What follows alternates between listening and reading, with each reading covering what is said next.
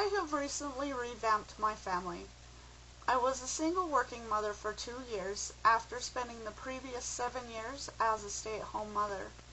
This was the most important job I've had in my life. I am newly married and have decided to keep my job.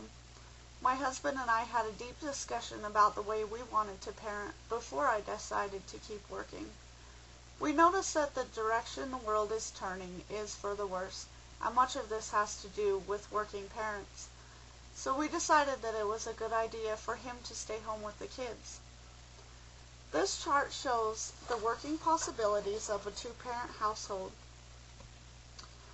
Only 16% of two-parent households have a stay-at-home parent, while 84% of households have both parents working.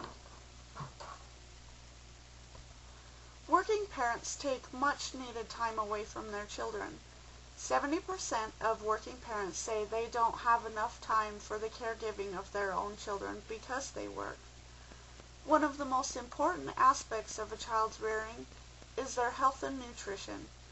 Today, this seems to take a backseat to the busy schedule of the working parent. Parents just don't take the time to prepare healthy meals for their children. Studies have shown that children that eat unhealthy meals regularly do not develop an adequate immune system.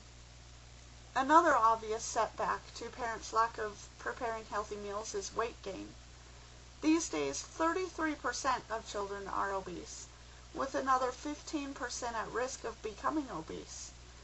This is nearly 7 times the amount of children that were obese in 1980. On this chart, you can see the correlation between childhood obesity and working parents. In 1980, when only 39% of parents were both working, only 5% of children were obese.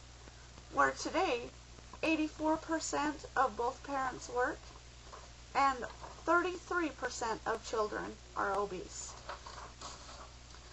This is also impacted by the lack of time children are given to exercise. While in daycare, children are most likely to remain in stationary activities to ease the caregivers. Working parents also do not take the time to shuttle their children to after-school activities.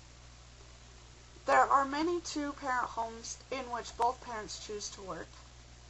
These parents most often choose to do so because they wish to increase the household income. However, there are many expenses that are also added to the household. Because of the rise in childhood obesity, hospital costs have also risen. The cost of obesity-related hospitalizations in children has risen over $100 million a year in the last 20 years. Another large cost to consider is the cost of the child care itself. The national average annual cost for a 4-year-old is nearly $6,000.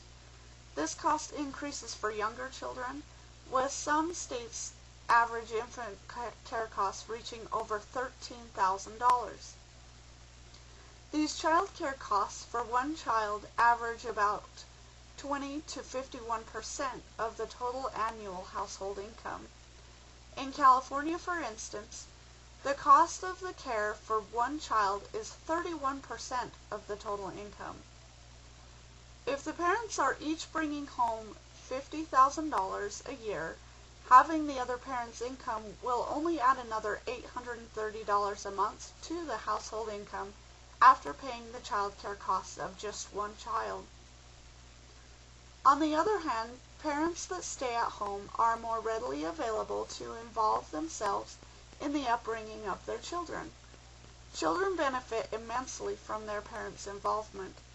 Their education benefits with higher test scores, better attendance, and more consistently completed homework. When parents are involved, children show more motivation, positive attitudes, and have a higher self-worth. These children are less likely to involve themselves in activities that bring about suspension or disciplinary action. They are also less likely to involve themselves with drugs, alcohol, violent or other antisocial behavior. Junior high and high school age children whose parents stay involved more easily make the transition from one school to another and are better at achieving realistic goals for their own future. Students whose parents are not involved are much more likely to drop out. These findings are true no matter what the child's social status or ethnicity. Only 16% of families with children in the U.S. have an at-home spouse to care for the children. This is a 16% decrease in the last 20 years. This is greatly affecting our children. As students who are or will most likely be parents, it is important for us to keep these statistics in mind. Is this time away from our children worth the little extra money for our households?